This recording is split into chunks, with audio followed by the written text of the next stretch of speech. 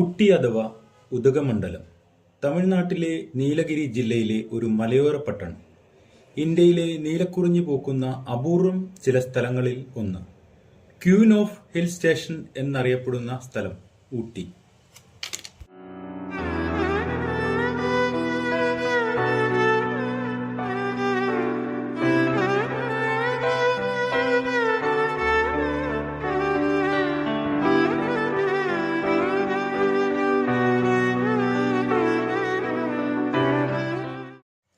മലയാളത്തിലെ ചില ഹിറ്റ് സിനിമകളുടെ പശ്ചാത്തലമായി മലയാളികൾക്ക് സുപരിചിതമായൊരിടം.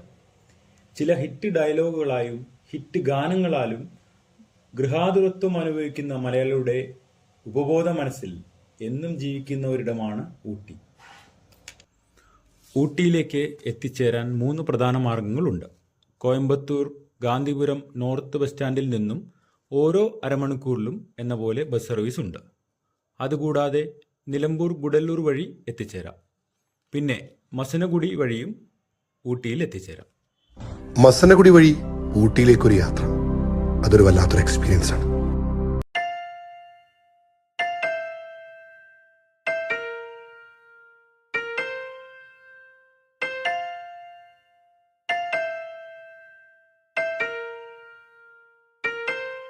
Madam, welcome to Ooty. Nice to meet you. Ooty പണ്ടുകാലത്ത് 7 ട്രൈബ്സ് വിഭാഗങ്ങളുടെ സ്വന്തമായിരുന്നു. ഇരുള ഭാഷ സംസാരിക്കുന്ന ഇരുളകൾ, തമിഴ്, കോട്ട എന്നീ ഭാഷ സംസാരിക്കുന്ന കോട്ട വിഭാഗം, ബദാഗ ഭാഷകൾ സംസാരിക്കുന്ന ബദാഗ വിഭാഗം, പഴയ പല്ലവ രാജവംശത്തിന്റെ പിന്തുടർച്ചക്കാർ എന്ന് വിശ്വസിക്കുന്ന കുറുമ്പ വിഭാഗം, തോട ഭാഷ സംസാരിക്കുന്ന തോട വിഭാഗം, കാട്ടുനായ്ക്കർ, പിന്നെ പനിയ ഭാഷ സംസാരിക്കുന്ന പനിയ വിഭാഗം.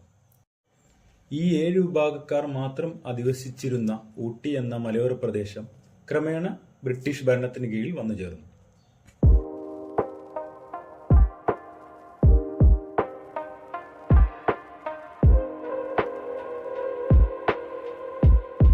മദ്രാസ് പ്രസിഡൻസിയുടെ ആസ്ഥാനം ചെന്നൈ ആയിരുന്നു. വേനൽക്കാലത്തെ ചൂട് സായിപ്പുമാർക്ക് അസഹനീയമായപ്പോൾ ഗവർണറായിരുന്ന തോമസ് മൺട്രോ അന്നത്തെ കോയമ്പത്തൂർ കളക്ടറായിരുന്ന ജോൺ സല്ലീവനോട് വേനൽക്കാല വസതിക്ക് പറ്റിയൊരിടം കണ്ടെത്താൻ പറയുകയും അദ്ദേഹം അതിന് അനുയോജ്യമായ സ്ഥലം തിരക്കി നീലഗിരി കുന്നുകയറുകയും ചെയ്തു. ഏകദേശം 6 ദിവസത്തോളം എടുത്തു അദ്ദേഹത്തിനും കൂട്ടർക്കും ഇവിടെ എത്തിച്ചേരാൻ. അങ്ങനെ ജോൺ സല്ലീവൻ കണ്ടെത്തി വികസിപ്പിച്ചെടുത്തതാണ് ഈ പട്ടണം. നിങ്ങൾ ഊട്ടിയിൽ വന്നാൽ ഒരിക്കലും മിസ് ചെയ്യാൻ പാടില്ലാത്ത കുറച്ച് സ്പോട്ടുകൾ നോക്കാം.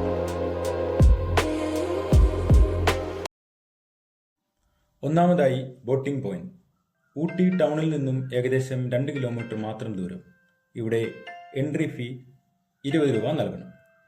Boating, photo spot, food spot, ചെറിയ ആക്ടിവിറ്റീസ് എന്നിവയ്ക്ക് പ്രശസ്തമാണ്.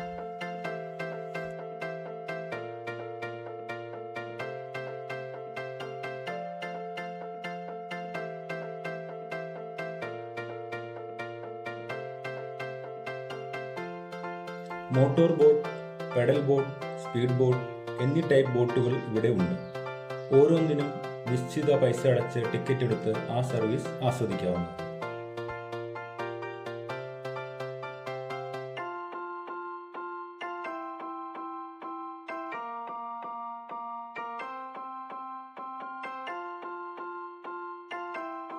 മിനി ടോയ് ട്രെയിൻ ആക്ടിവിറ്റിയും ഇവിടെ ഉണ്ട്.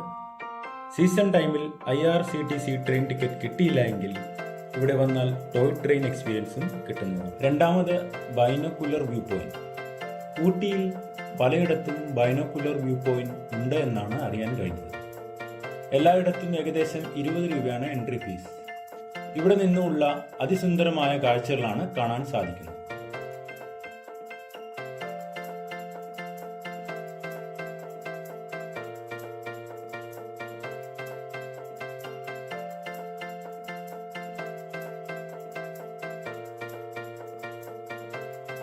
മൂന്നാമത്തേത് ടീ പ്ലാന്റേഷൻ. ഊട്ടിയിൽ ഏകദേശം 6 ലക്ഷം ഏക്കറോളം തേയിലക്കൃഷി ഉണ്ടെന്നാണ് പറയപ്പെടുന്നത്. ഇവിടെ നിന്നും ഫോട്ടോകൾ എടുക്കാനും തേയിലച്ചെടിയിലെ തളിരില പറിക്കുന്ന വിവരണം നൽകുകയും ചായ സാമ്പിൾസ് കുടിക്കാനും ഇഷ്ടമായവ മേടിക്കാനും സാധിക്കും. തേയില പറിക്കുന്നവരുടെ വേഷവിധാനം ധരിച്ചു നിന്നും ഫോട്ടോ ക്ലിക്ക് ചെയ്യാനും ചെയ്യിപ്പിക്കാനും അവസരം ഒരുക്കി വെച്ചിരിക്കുന്ന ഒരിടം. നാലാമത്തേത് ഡോൾഫിനോസ് വ്യൂ പോയിന്റ്. ഇവിടെ എൻട്രി ഫീസ് 20 രൂപയാണ്.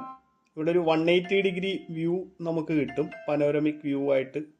അതുകൂടാതെ കാതറിൻ വാട്ടർഫോൾസിൻ്റെ ഒരു ദൂര കാഴ്ച നമുക്ക് അതിമനോഹരമായിട്ട് ഇവിടെ നിന്നാൽ കാണാവുന്നതാണ്.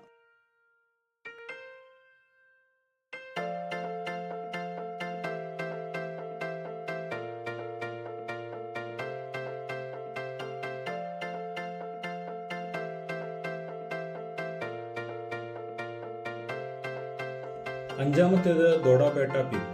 സൗത്ത് ഇന്ത്യയിലെ ഏറ്റവും ഉയരം കൂടിയ കൊടുമുടിയാണ് ദോഡാപേട്ട. ഇവിടെ ഒരു വ്യൂ പോയിന്റും ഒരു വാച്ച് ടവറും ഒരുക്കി വെച്ചിരിക്കുന്നു. ഇത് ഏകദേശം കേരള, തമിഴ്നാട്, കർണാടക ബോർഡറിൽ സ്ഥിതി ചെയ്യുന്നതിനാൽ 3 സംസ്ഥാനത്തെ ഭാഗങ്ങളും ഇവിടെ നിന്നാൽ കാണാം. ഇവിടെ നിന്നുമുള്ള സായന കാഴ്ചകൾ അതിമനോഹരമാണ്.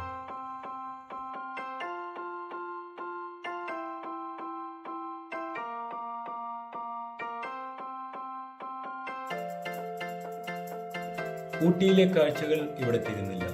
പക്ഷേ ഈ വീഡിയോ ഇവിടെ വെച്ച് അവസാനിപ്പിക്കുകയാണ്. കൂടുതൽ കാഴ്ചകളുമായി അടുത്ത വീഡിയോയിൽ കണ്ടുമുട്ടാം. ഈ വീഡിയോ ഇഷ്ടപ്പെടുന്നവർ ലൈക്ക് ചെയ്യുക, ഷെയർ ചെയ്യുക, സബ്സ്ക്രൈബ് ചെയ്യുക.